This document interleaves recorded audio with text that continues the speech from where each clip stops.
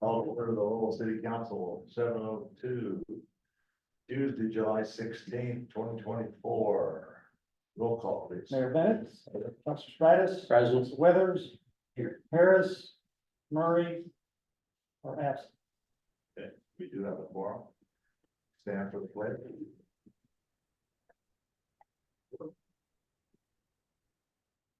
I pledge Allegiance to the flag of the United States of America and to the republic for which it stands, one nation, under God, indivisible, with liberty and justice for all.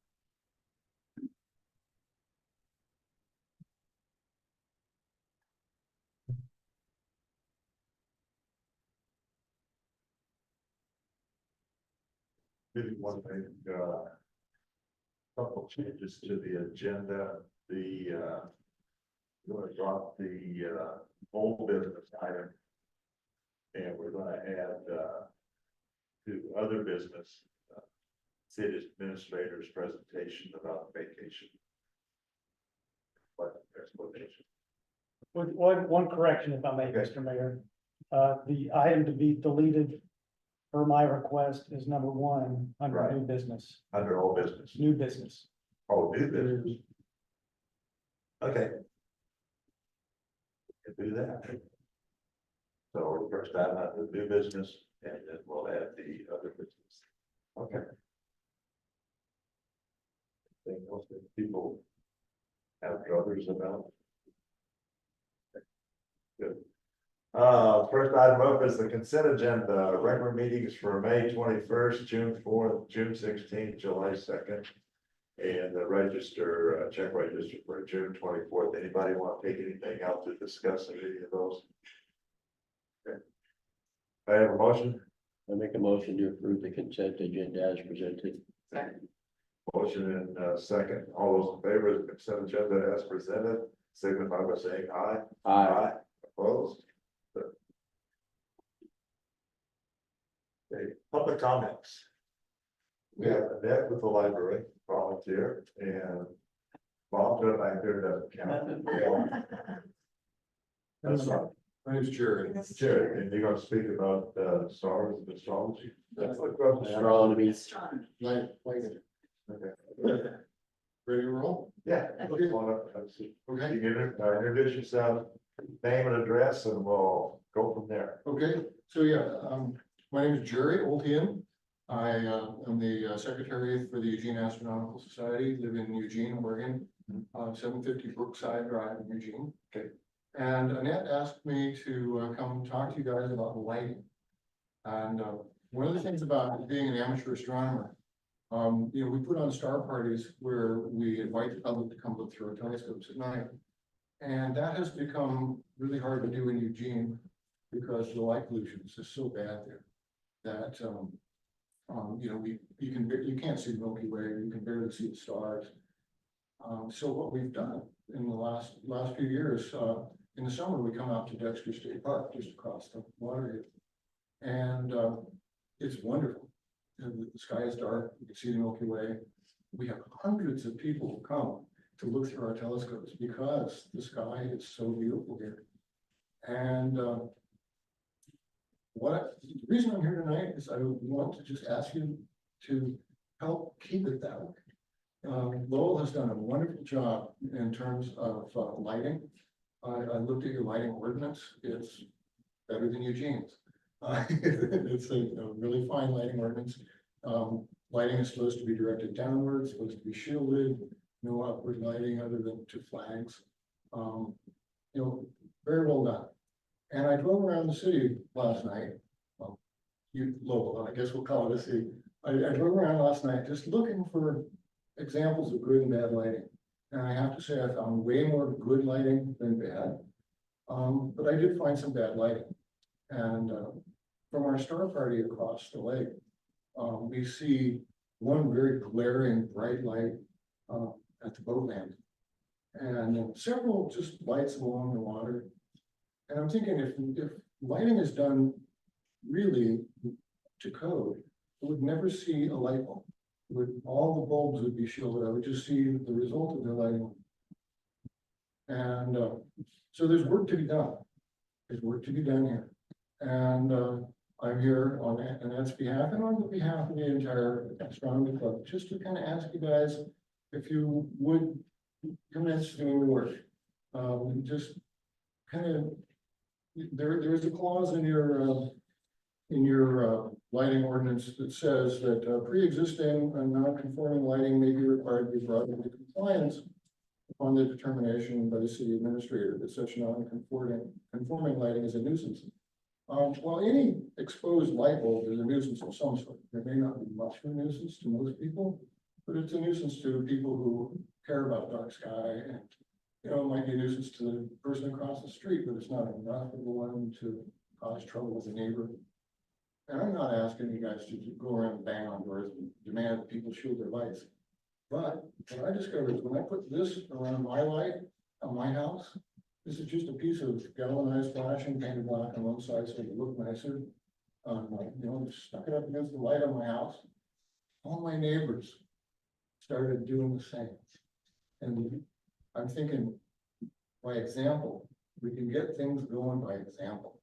And, a little start, a little snowball. And I think what I'm asking for the city council is to get behind that and promote better lighting. And I don't know if you have a city newsletter or anything like that, but it's like, ask people to shield their lights. And, like the one at the boat landing, I think that actually is like state parks light. I'm not sure whose light that is yet, but that one really needs to be shielded. And then, not to yank you guys' chain, but you've got beautiful parking lot lights there at the city hall, but they're angled. They're angled so you look right into the bulbs when you're driving down that street right in front of it. Just turn those guys flat down. They'll still illuminate your parking lot beautifully. And that's the sort of thing that I think the astronomy club is asking, and I would like to see as a resident here in town. The lighting could just be a little bit better. The street lights, they're LED lights. I know they save you a ton of money, and that's a really good thing. But they're bluer than those old sodium vapor lights, and the glare is much stronger as you're driving toward one of those lights, because you can still see the individual lighting elements as you're driving toward them, and they glare in your eyes. And that actually makes it harder to see a pedestrian or a dog or something in front of you. And again, just a little bit of shielding, just a couple inches of shielding around those lights, it still casts their light on the ground as is needed. But you wouldn't see the bulb as you're driving toward the lighting. I think that would be a huge improvement. And also when the lights do eventually fail, right now they're very blue. And blue light scatters all over the place. That's why the sky is blue.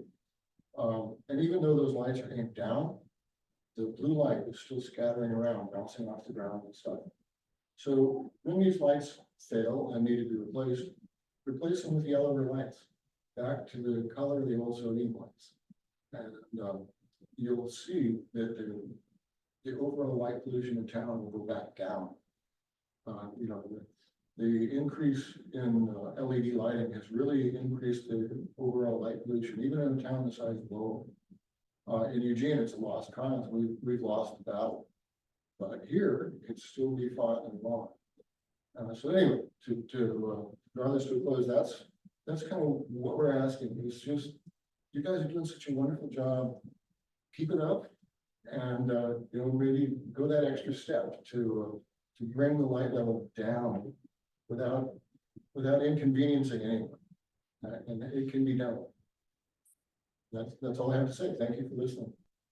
Does that go inside the globe or does that go outside the lamp? The lighting, like I've got a light bulb sticking out off my house. I just put this around right up against the wall, and the light is down inside here. And in fact, you turn your fixture to where the light bulb is down, and then the fixture itself shades. It keeps the light from going upward. So all your lights are going down, and it works like a charm. You can regulate how much light you've got, or how high up or down on the wall to put this. I just wondered if it was for clear globes or something like that, but you cut the trail and slide it inside of it. That's the idea. Another great trick is just tinfoil inside a clear globe. Just tinfoil around the bulb, but let the bottom shine out. on, you'd think, oh, that looks kind of ugly, but you know, it doesn't, you never notice the tinfoil in there. I've had neighbors do that too. Without, I think there's some concerns, there's some trade-offs involved in this. So, no, there's quite a bit. I mean, there's security concerns. So ambient downlighting only lights for footlighting essentially. So you lose the ability in a large yard to be able to light your yard up, to monitor people possibly coming into your yard, which we do have some of that kind of stuff going on around. And if you don't have enough elevation on your fixtures, you can't get enough downlighting at all to make it be security lighting. All you're essentially doing is making a light that is productive when you're only underneath of it. So that's a trade-off you have. I mean, the uplighting obviously is something that's a big concern. There's no benefit to it or anything like that. The side cast lighting, there is some benefits to it, both in terms of security and in terms of safety for walking, for lighting a path or something like that. And if you don't have enough lights or enough elevation, you don't have enough light to safely walk around your paths around your house. Let's say you got a sidewalk around your house or something like that. So there is some trade-offs with trying to decrease it. You might be able to mitigate some of that possibly with using, motion sensors and things like that. So that it minimizes the amount of time that a fixture is producing side lighting. But for me, if I was to take my outside fixtures and put a shield on them like that, I essentially light up 1 or 2 stairs on my house and a small portion of the front of my house. And other than that, I lose all my lighting that I use when I walk around my house at night, and also to be able to see somebody who might be trespassing on my property. if I may. Yeah. The nice thing about this is you can determine exactly how much lighting you want by just raising or lowering the shield. And I've got it to where my light extends all the way up to the edge of my property and actually out into the street.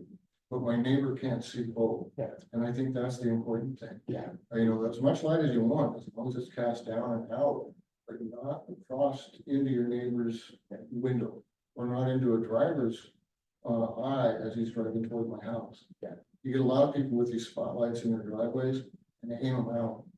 It's like, no, aim them down into your driveway. And it's so much better. I think there's some balance to be had there for sure.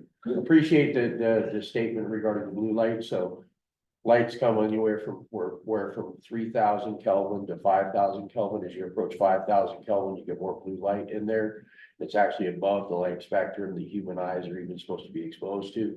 It's actually unhealthy for you to have 5,000 Kelvin lights in an office area or somewhere where you sit underneath of it all day long. So you can pick colors and the Kelvins, which is the brightness of the lights for LED fixtures, for inside fixtures or exterior fixtures. So 2,700 Kelvin is Yeah. considered the new standard. 5,000 is really bad. A lot of exterior lights are, and actually even a lot of interior lights are 5,000. I'm pretty sure your street lights are 4,000. Probably. They look That's like. pretty, yeah. Yeah, they look like those standard 4,000 K lights. And the good news is that the yellower lights are getting cheaper and cheaper now. The 4,000 K was the cheapest light you could get, which is what everybody had. But now the more yellow lights are competitive. And it's more normal light. Yeah.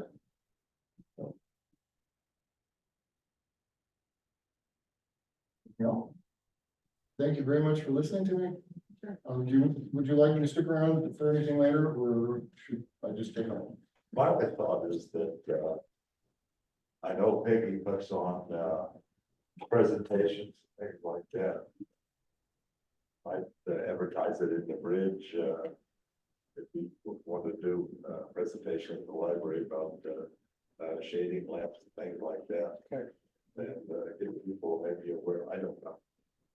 The- But, I'd say work with Peggy on that, see, because, she did a whole bunch of afternoon, shows. Things like that. Oh, that's great. And, And the astronomy club does have resources too. yeah, and, maybe, like I say, put it in the bridge, put it on the webpage, things like that, but for people that might be interested.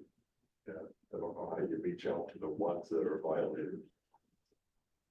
Sure, Jerry, Annette has my contact info. Feel free to reach out to me and we can brainstorm some ideas. Okay, that's great. And especially regarding, like public outreach and education. Just reach out to me. I'll do. Thank you. Thank you. Okay, thank you, thank you.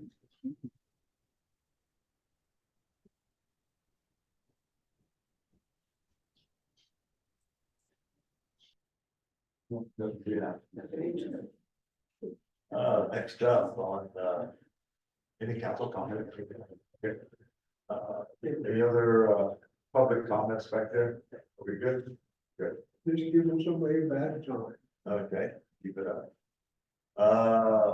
Next up is city administrator's report, that's on page 33. Your packet.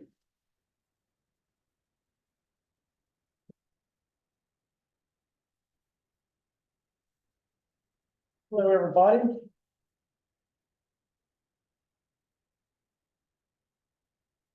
Under our permitting project, that's moving along. We had training today on a module for public works related projects, like work in the right of way, or some other public works related things that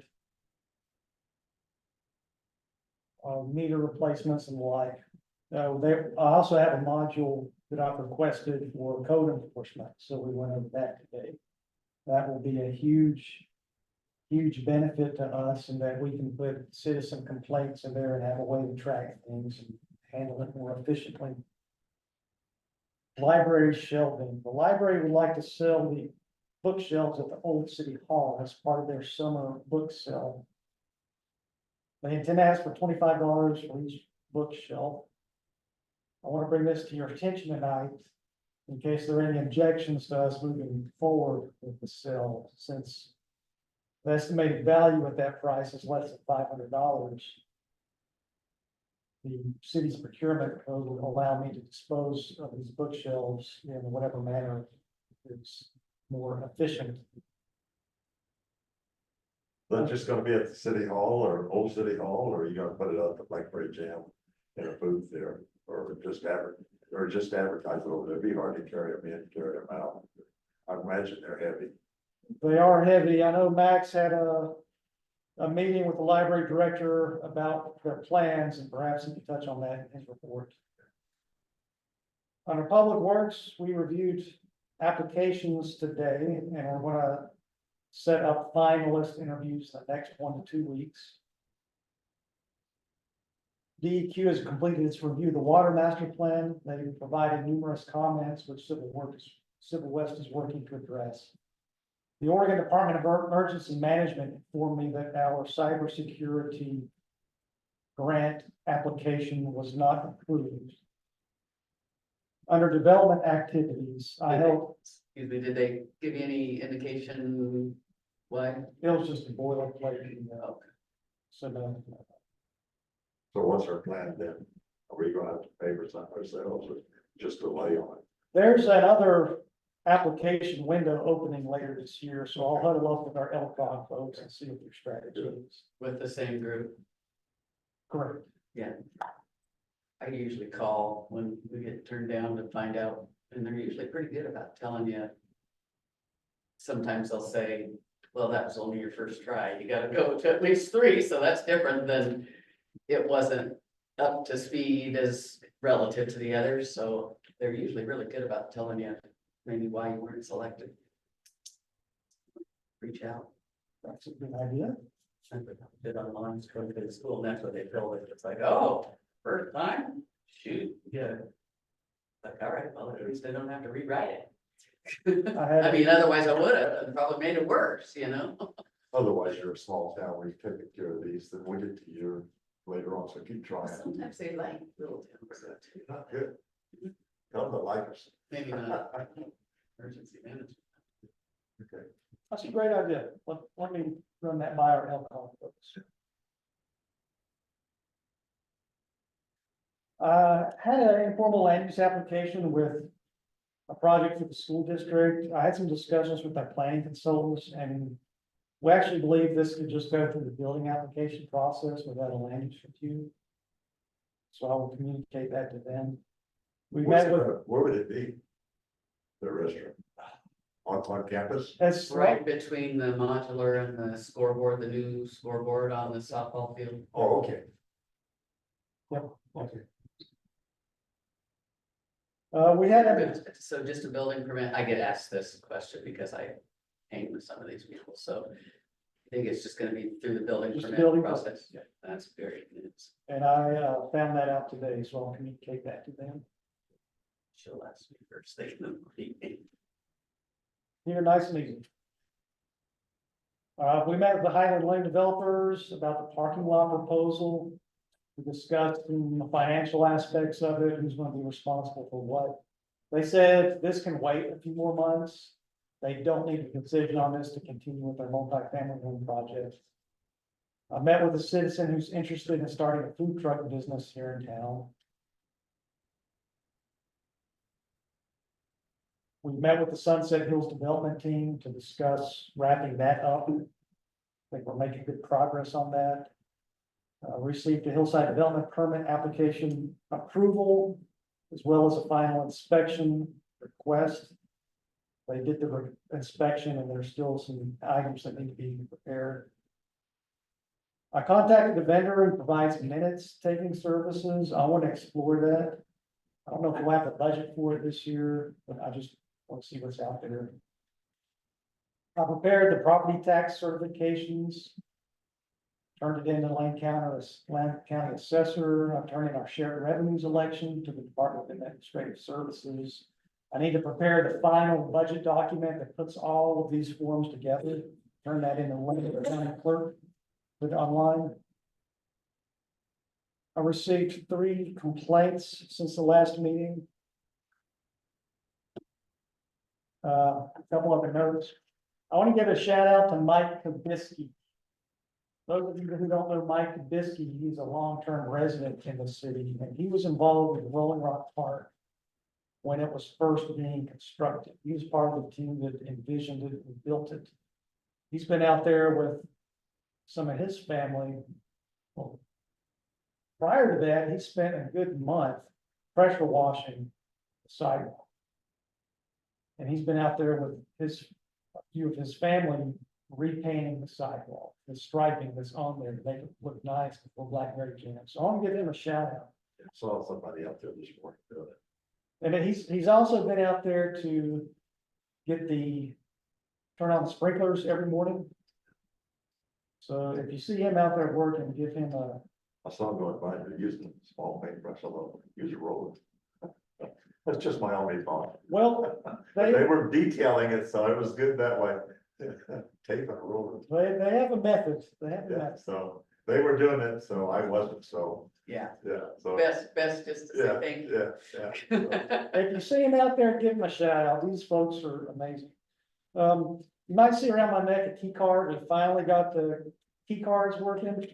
I've brought 3 with me in case there are members of the council who Sure. don't want Oh, for City Hall? them. City Hall. Yeah, your buttons don't work.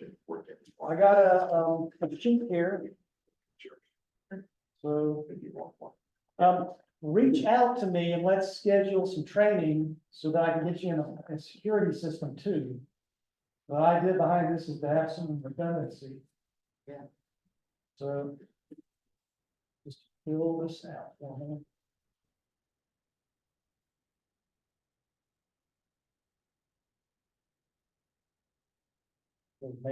So that's. You like one thing? Oh, same as you grab it.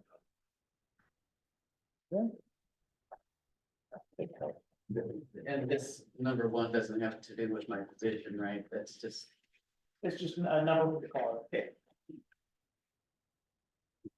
On that, number 3, the vicious dog. I saw on the check register, there were 3 billings of payments to the, Lane County animal people. Is that passed on to the party or the resident with the dog, or is that something that city eats? We pay for it. Our dog licenses are intended to offset those costs. Okay. All right. oh, shoot, I meant to ask a question too. Okay. On the check register, there's in Elcock's billing, we're like 3,000 and 1,000 for Dollar General. Do they not bill a little quicker than that? No, they're very behind. Cause don't we have to have that for year end? It simplifies accruals if you don't have people throwing invoices in late. Well, we don't use an accrual basis of accounting. Well, we should on stuff like that, we should pay it, because then we don't have it flopped over where we don't even have any activity, and yet we got $4,000 of expenses against our budget for next year. Well, this was in June. Anyway, okay, well, if you're, It was, they processed the application the same fiscal year, didn't they? Dollar General, it was this fiscal year. is that So you're are you June's talking, reports then? That we just looked at? yes, Okay. are you talking about the city turning around and billing Dollar General to get reimbursed? Well, I was thinking about that too. Because then you got the expense and the income in the different periods if you don't, so.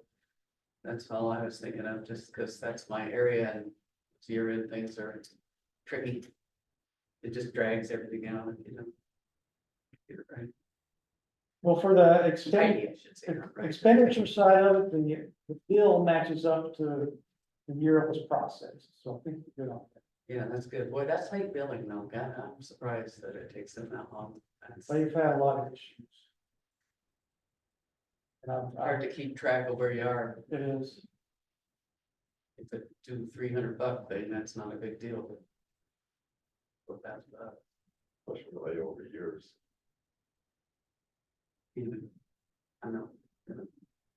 Shoot arrows at somebody else for timeliness, but still makes Laylee's job hard. It just makes everybody's job hard. Anything else, Darren? Public Works, Mr. Baker, please. Long time since I've seen you. It's been a while, yeah. Good evening, Mayor Bennett, Council. Nice, short, sweet Public Works report. Tim, you're looking at me funny. Can you guys hear me okay? Yes. Okay, perfect. I'll touch real quick. One thing, yes, I concur with what Jeremy said. A huge shout out to Kabisky and his family. We would not be able to do the watering without him. He gets it done in the early mornings, and the project he is tackling for painting, like Jeremy said, if you guys haven't take a look, go ahead, and it's very detailed. Don, you were referring to the small brushes and the small rollers. It looks excellent. It's going to make the park look totally different. So if you guys hasn't, go ahead and take a look at that. It looks great. Also, real quick, I'll touch on the bookshelves, Don. You had a question about those.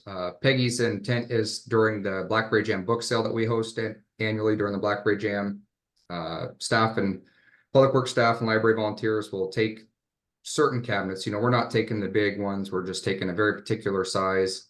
We'll have the books for sale on them, and then Peggy will announce it, and volunteers will let people know if you're interested.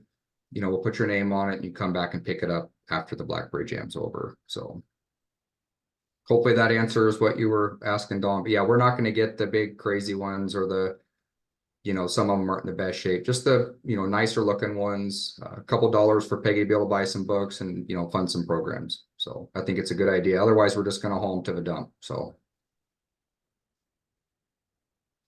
Okay, streets and parks. Staff's been working on maintaining mowing and vegetation removal until a new position is filled.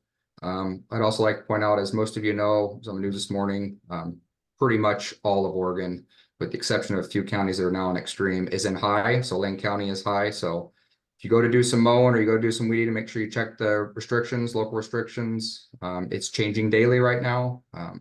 We're under a red flag warning currently, as everybody knows. So Chief Lon's pretty good about educating people, not always so much on the enforcement side of things. However, ODF doesn't have that discretion. So just make sure you guys are being cautious. The last thing we need is, you know, a spark or something here in town. So park restrooms remain closed. We talked about that. After Blackberry Jam, the city administrator and myself are gonna look at some options to remediate that issue and hopefully move forward with that. Water treatment plant, there's still a small active bloom. Of course, I wrote this last week on Wednesday. It's still the same, a little bit worse on Saturday, and then it cleared up again. However, it's all signs and all tests that we've taken still show that it is a non-toxic, so non-detects on the couple parameters that the state requires us to monitor, so that's a good thing. With the hot weather that we've had, especially the last 10 days, the plant has been running nonstop to keep up with demand. Of course, everybody's water, and I'm doing it myself. So we've really been getting taxed. We are on track for this month to be the highest water sales ever in the history of Lowell, which also, town's obviously bigger too. So on Tuesday, July 9th, staff met with the regulators from OHA. This was to discuss the upcoming lookout drawdown. We discussed the possibility of using the wells. As you guys know, the wells are labeled as an emergency. They do have arsenic. They are not above the MCL, but we have the treatment plants. We don't use them. So if we get into a position, depending on how the drawdown goes with turbidity and other organics, there's a possibility of us using the wells after testing, of course, and blending it, even just as simple as 20-30 gallons a minute, because usually it's in the wintertime, just to help meet demands and assure that we maintain fire protection for the residents. So I'll work with the engineer and we'll draft up a plan, get it approved by the state, do some testing and see if it's a possibility. So we'll talk more about that in the future if that becomes a possibility. Is I was hoping somebody was gonna ask. Go ahead, Maureen. Well, is the possibility to use them, I mean, what's the hurdle that you have to overcome to make that a possibility? Is this something that, is it just the operational thing? Tell me more about that. So the first thing is, public outreach and public education information. As you guys know, it's a pretty big issue in Dexter and other surrounding areas. Most municipal wells in this area and pretty much all of Lane County in the valley have arsenic. I looked back historically, and until they changed the MCL, which is the maximum contaminant level available to be able permitted, we only did not meet it one time in the history of using the wells. The wells are low production, so we can't use them now to keep up with our current demand. When they did the upgrades to the treatment plant in the early 2000s, they just decided to just use the filters, the treatment plant, and just stay with that. So what it would take is not only public outreach and information and explaining a lot of things, and this would be a state requirement from OHA, but to have a good plan to show, okay, so the result that you can have is a 12 milligrams per liter. So let's say we tested the water and it was at 8, and we're going to do a 20% blend. So then obviously the results would be a 2. The MCL, the way they monitor that, it is a long time. It is a repeated something you'd have to consume over a very long time. It's not an immediate. So like E. coli, if we had an E. coli hit, that's an immediate tier 1. We need to get out to people, hey, boil the water, don't drink the water. With arsenic, it's a long-term thing. So you monitor it regularly over time. So what it would be for us is not only, all the equipment's still in, it still works. It's just a simple turn it on, open a valve. But it would be some additional testing. It would be regular testing of 3 parameters, which is arsenic, probably a nitrate, and then of course bacteria. We want to make sure that the water that we're going to put in there, even though we're chlorinating, is something we're able to treat and still make safe drinking water for. So it's a very real possibility. We've talked about it many times. The wells have always been labeled as an emergency, so the event, if we did have an issue, we could use them. But I agree with the comment that the regulator said. I would like, for there to be plenty of outreach. And I'm not saying it's going to make everybody happy.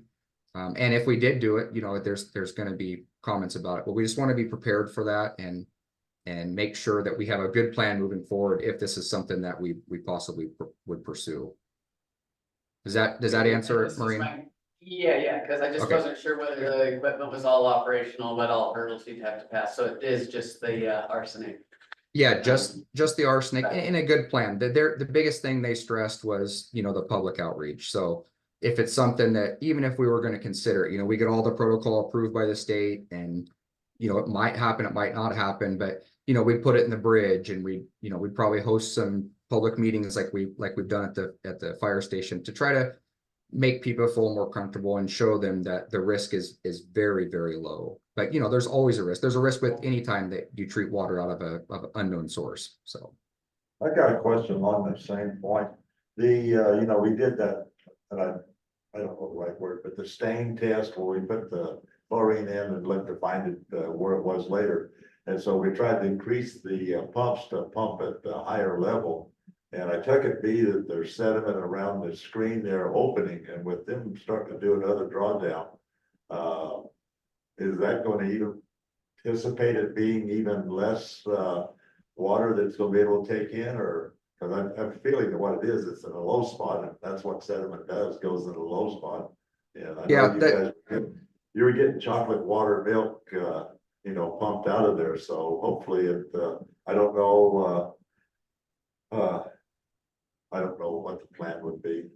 I don't even Yeah, know so if we've they have- had several discussions with the engineer and the state in regards to this, and actually Army Corps, because as you guys know, we went for the ECWAG, the Emergency Community Grant application, for the said basin expansion to help deal with the drawdown. And one aspect of that originally was going to be a retrofit airburst system, and all that would be a very fast, high PSI burst of air to clear any of the sediment and debris from the screen. However, we are going to just continue with our normal said basin and leave the air burst in our water master plan, which is already identified in there. Because if we were to do anything, it would trigger all kinds of things, a salmon species study, a new screen on the intake, and a lot of other environmental studies and tests that, could really not only slow down the process, but cost lots of money. So we have some other alternatives. We can use the water that's already in the pipe, the water that we're pulling out of a lake, which has no chemicals or anything, and just push it backwards temporarily. We could figure out the volume of a line, it's 2,700 feet. Another thing is we can have a diver go down there. This has happened a couple times before my time. I will tell you guys, I took a full video of it, a 3.5 minute video. I went kayaking 2 weeks ago, and Dexter Lake was the clearest I've ever seen it.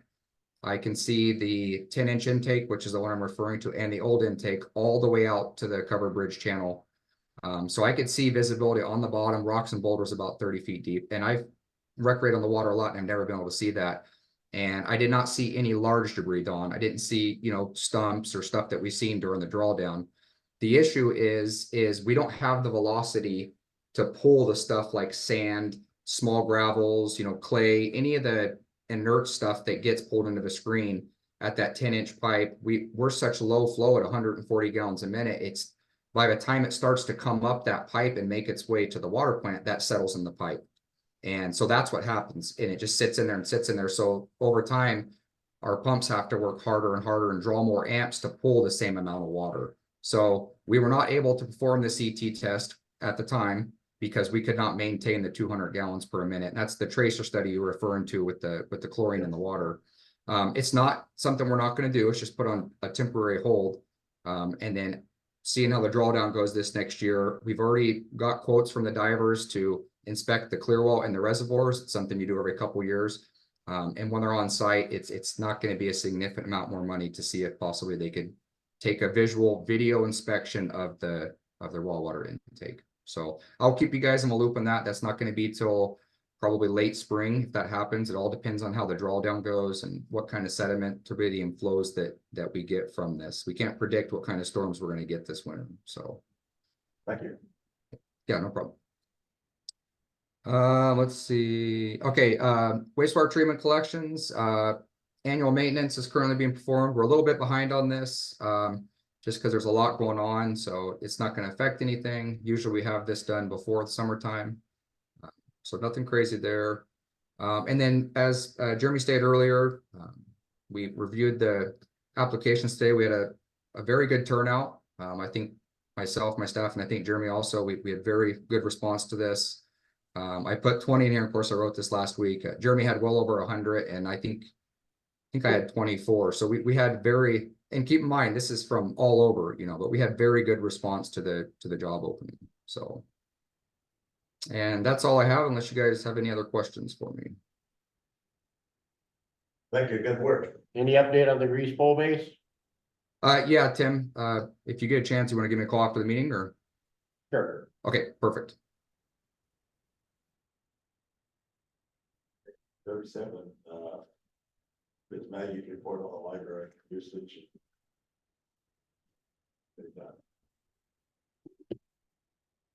Think they have. Nothing to add.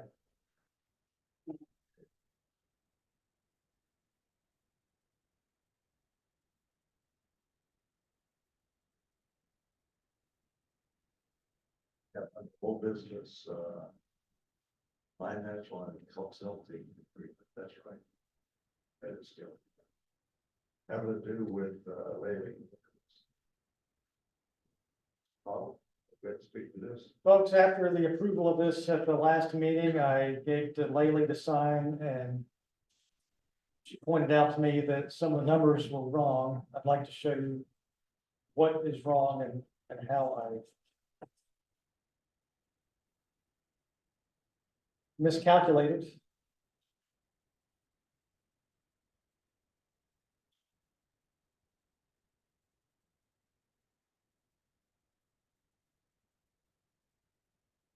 This is the detail sheet from my budget.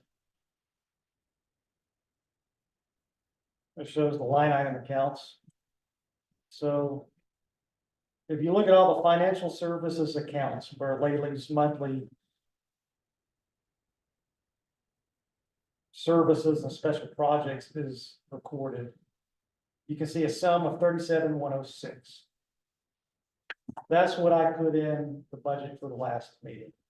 But I overlooked that her audit portion of the contract also has amounts allocated in the auditing account. This also includes our auditor, it includes the filing fee, but it also includes what Laylee does for us. So I understated the value of the contract.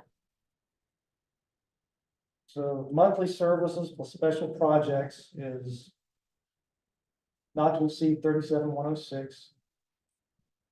You see here on the corrected contract, I have 32,104 for monthly services, 5,000 for every other services, so that's 37,104, 37. So rounding error because of the allocation. And then I have her portion of auditing in these accounts. And that's captured there. So the total should have been 42,354, and that's what I included in the budget. So I'm asking tonight for council to rescind the previous motion and approve the corrected contract as presented. That's all as part of the one motion. Correct, I have a recommended motion in the agenda. Questions about this?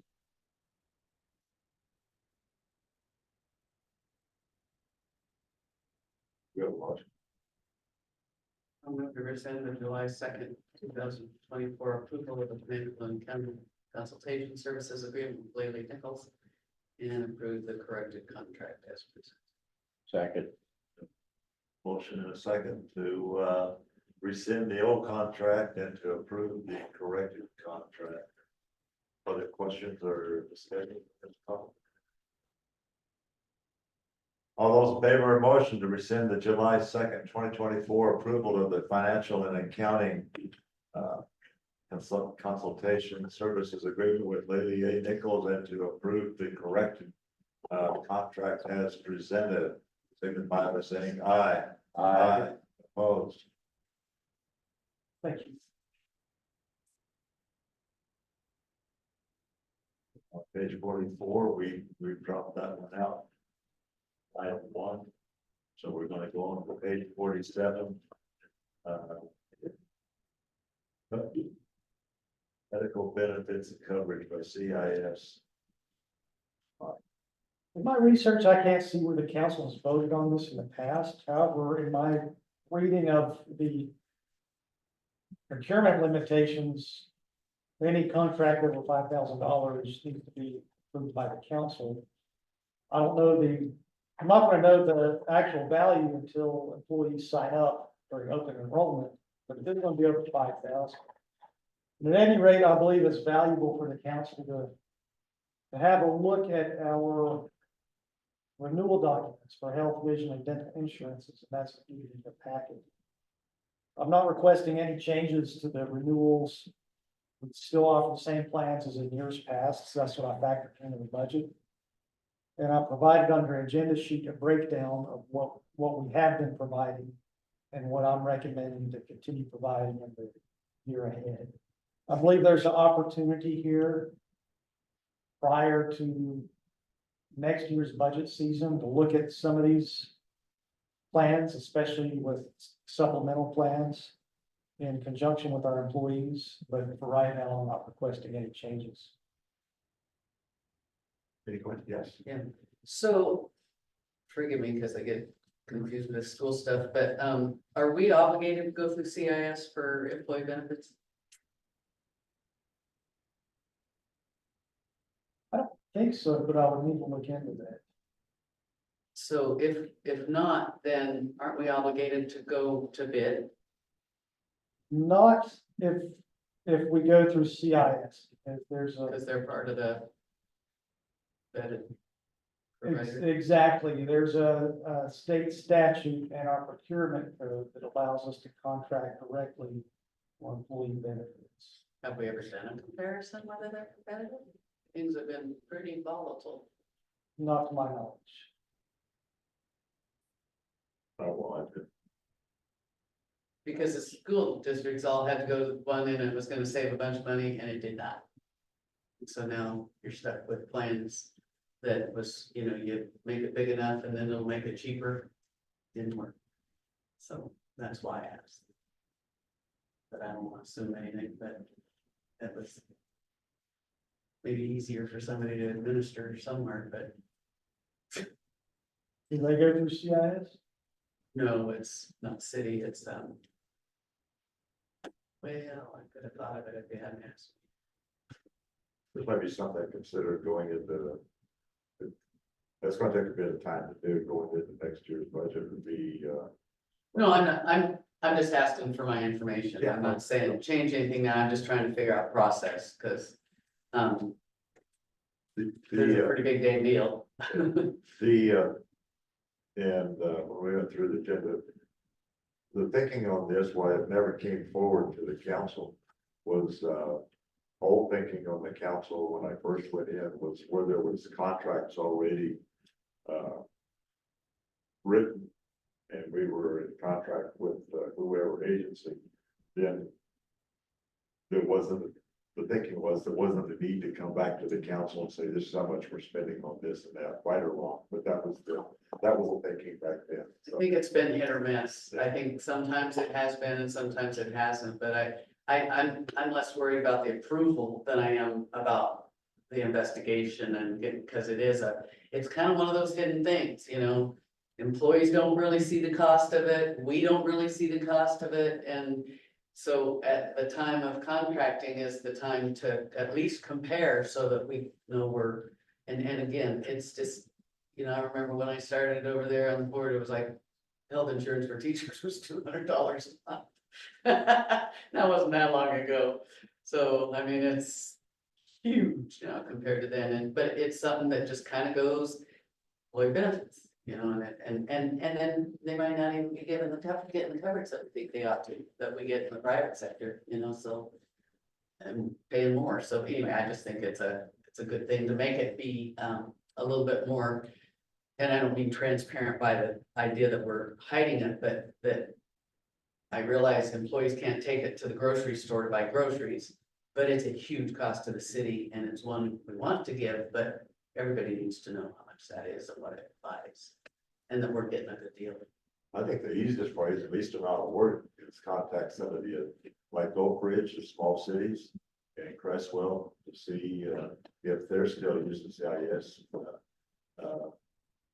And I'm not suggesting doing it. Okay. No, we got the budget done. Yeah, yeah. I mean, it's the sign up period. It's a little late. Oh, no, I agree with that, but, Yeah. just for going forward, if they're using somebody else, then it gives us a lot of months to consider, for you to consider something like that, but I wouldn't invest a lot of time, in looking right now, it's one of those, involved in a phone call, it's, oh, by the way, If we were to make a change in our benefits, I would enlist WHA, our broker of record, because this kind of thing is over my head. okay, Most everywhere where I've worked, I've worked in big counties, and we always had a consultant who would walk our hands through this, because it can get complicated, so. That's what the approach that I would take. Yeah, and they never do an apples and apples in one company, so it's never, look at the line and say, oh, it's 10, 20, 30, 40. No, they don't make it that easy, so yeah, you have to have somebody that knows how to take care of it. I wouldn't touch it. I just wondered if we were required to go to through CIS was my question. Let me look into that and get back.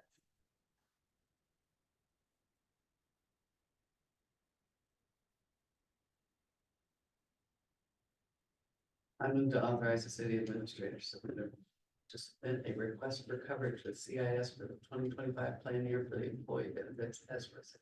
Second. We have a motion and second for the CIS coverage. Any other questions for the city administrator? All those in favor of the motion to authorize the city administrator to submit a request for coverage with CIS for the 2025 year for the employee benefits as presented, signify by saying aye. Aye. Opposed? All the way down to pages 9 and 7 now. We've had some resignations from city committees. I'm presenting this to you tonight so that you know what's going on, and also request your acceptance of these resignations so that it can be reflected in the official records.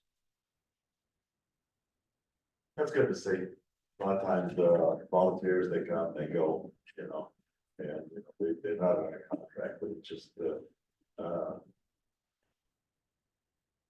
check with the other volunteer, something that, when you work with volunteers, make sure the whole group is,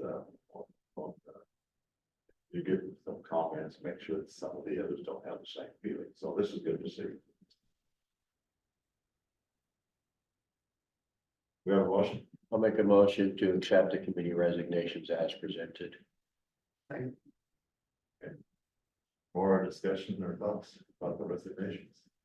Okay, all those in favor of motion to accept the committee resignations as presented, signify by saying aye. Aye. Opposed?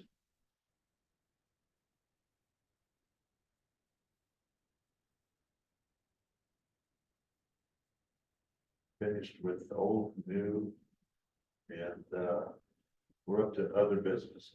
Mr. Connell, do you want to present? Yes, I'd like to present to the council and to the public tonight an issue that I discovered earlier this year with my vacation accruals and the extent of that error and plans on how to resolve that. At my 3-year anniversary, I was set to increase my level of vacation accruals per our personnel policy. When you hit the 3-year mark, you get bumped up into a higher level of vacation accrual. When the accountant and I went to adjust the payroll records, put me in that higher category, we discovered that I was already there. And I had been entered at that level upon my hire. I don't know how that occurred, but when I discovered the error, I prepared a memo and sent it to the council. And then I promised that the accountant and I would investigate the full extent of that error and report it back to you. We completed that a few weeks ago, and I'd like to share those results with you first.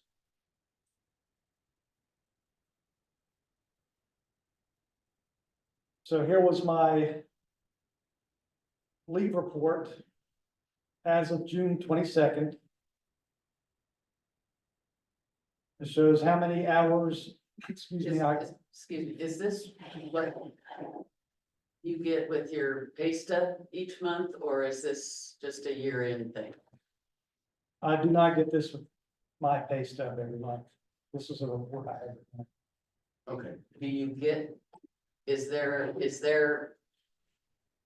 vacation accrued and paid on your pay stub? Yes, Okay, so.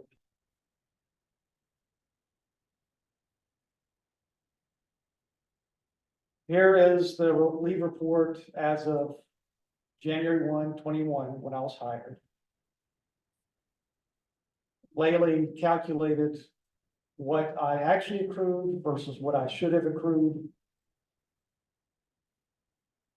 I should have accrued 291.2 hours. If you subtract 291.2 minus 317 that I actually took,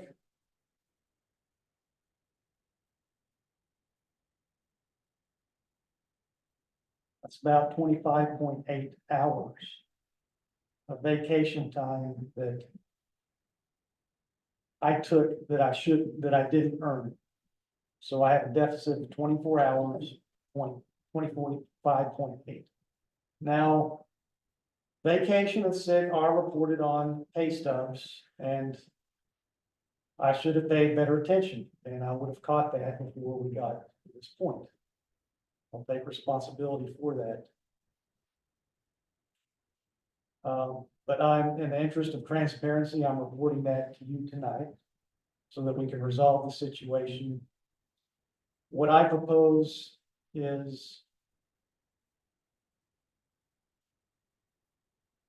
and the reason why I deleted agenda item number 1 under new business is I believe it is simpler and in the public trust not to have any vacation in lieu of COLA.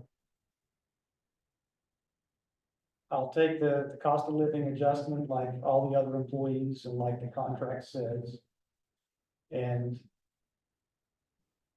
I will basically pay back the city over time the vacation deficit, and if I need to take any time off until I have a positive balance, that will be unpaid. I think that's the more straightforward way of handling this. It doesn't muddle things up. And it adheres to the principle of what's fair is fair.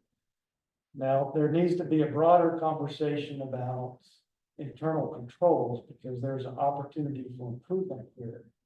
Had I not self-reported this, there's a possibility it could have gone unnoticed.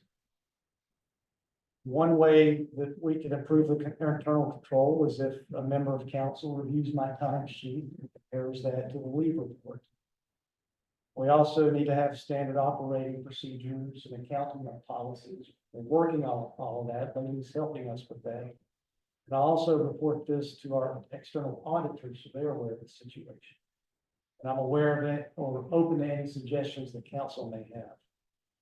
But I believe I owe it to the council and to the public to report this to you tonight. I'm sure you might have some questions, so I'll be happy to answer any that you might have. I have one, because it just happened to be in the same packet, but in Lady's contract, it says that she's responsible for reconciling all balance sheet accounts. I didn't take the time to go look at the balance sheet right then, but isn't that on the balance sheet about accrued payroll liabilities? I don't know if, I would have to check. Sorry, I didn't either, but I run into these things over the course of my career. So, And, and when Oak Ridge got in trouble, they weren't even reconciling their bank account for Pete's sake, and nobody was paying attention to that. It happens. But that's the first level of controls, is because, anybody can make an error. I've made a zillion of them, but the trick is catching them, and just being aware. So, I wouldn't recommend going down to the level of, clocking you in and out and looking at the timesheet. I do think that quarterly payroll liabilities ought to be looked at, because systems aren't perfect, people aren't perfect, and pay rates get screwed up sometimes. Some glitch in the system. I mean, it can just be a variety of things, and so and it's horrible to come back 10 years later and find you underpaid somebody. That gets real dicey. Yeah, because then that really looks bad. So I agree with you in terms of internal controls, but I wouldn't, go nuts here. But I think that there's always room for improvement when you're small. And then you always learn from your mistakes, never make that one again, but, you know, there'll be something else. So I think it's just, you know, just our kind of structure, we're small and we need to know that's segregation of duties is tough. And Counselor Weathers, I respect and value your background in business and accounting. Perhaps there's a way we could work together on some of these internal control improvements. So I'd be happy to have those, I'm a big checklist person. we would benefit. I'm glad you caught this before it ended up being a voluminous amount, you know, 24 hours is still about 3 days worth of work, but. You know, 3 days worth of leave, but I'm glad you caught it before it ended up being, you know, something that was really challenging to you to be able to take some time off during the year. Without being paid, so, you know, it could have been a lot worse in terms of the deficit. We had some accounting errors like this at my organization, and for somebody in the organization, they ended up with a rather large debt. It wasn't the same exact situation, but very, very analogous to it, and it was a lot. It was monumental. I'm trying to deal with it. Have to make somebody pay it back that can't afford to pay it back, and Yeah. that's heartbreaking. Is this something that you would have recognized if you'd seen it printed out, the number of hours, or would you even have paid attention to the number of hours per month you were getting? Most people don't. You know, I'm gonna be honest, when I got my timesheet, I just assumed it was correct, you know? In retrospect, when I got my first one, I should have compared it to the contract. It sure is, it's correct, but I didn't do that. That's my fault. In years past, we used to get a quarterly, I guess, financial report for the employees. Number of hours, vacation, sick time for each one of them, you know, and I think if there's something somewhere that says we should be getting a quarterly report that shows that should come to the council. So I don't know if us looking at that we could have taken it back to your contract and compared it, but I guess but we should go back to putting that, it was just a one-page thing, putting that in a packet. Here's the quarterly leave, sick time that people have accrued. I know some people, they accrue a bunch of time, so. I think that's it was hard probably for why them. you looked at it, so that you didn't then all of a sudden have somebody take 6 months off because they never took their vacation Yeah. or. So I think there's somewhere back in there's a requirement that the council gets a quarterly report.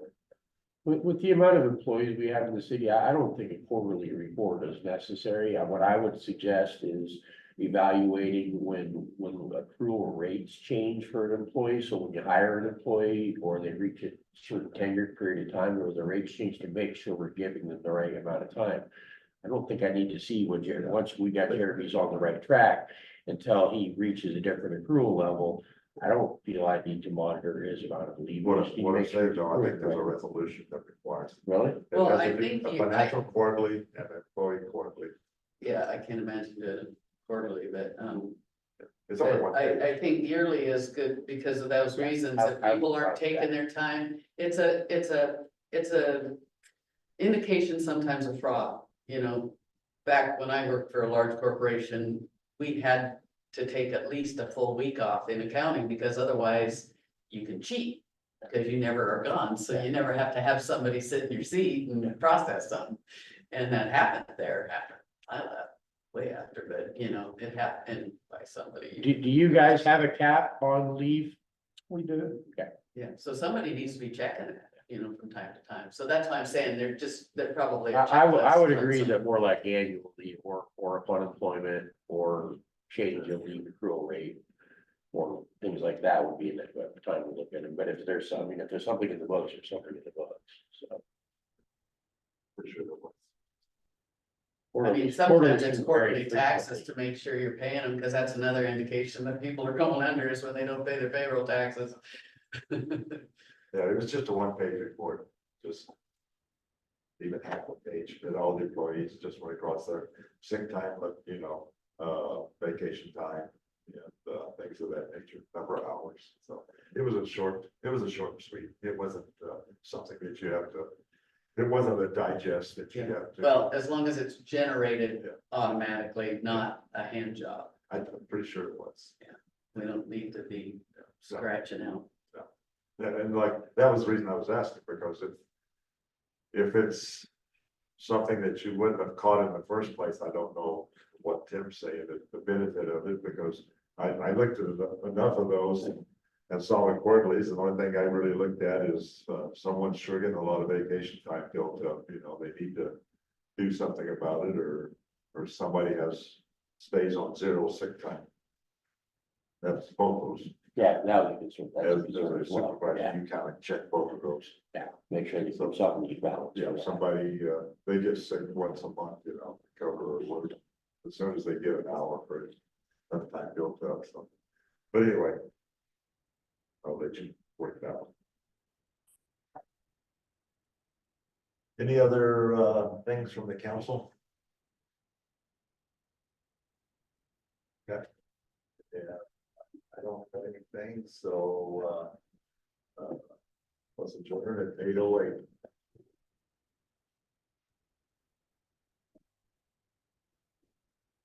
Good night, Max. Night, everybody. I'm assuming you're gonna deal with the access level line on this. Oh, yeah,